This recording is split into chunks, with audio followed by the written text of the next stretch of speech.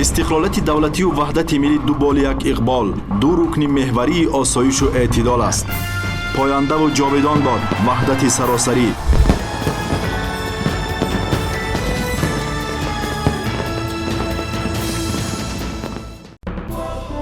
تنها شکر وحدت و آبادکاری، شرف و افتخار وطنداری و قبل از همه ارج گذاری به صاحب اختیاری و آزادی ما را در بنیاد جامعه نوین و آینده دار راهنمایی با اعتماد خواهد بود.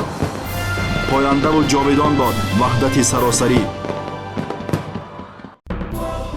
تنها شکر وحدت و آبادکاری، شرف و افتخار وطنداری و قبل از همه ارج گذاری به صاحب اختیاری و آزادی ما را در بنیاد جامعه نوین و آینده دار راهنمایی با اعتماد خواهد بود.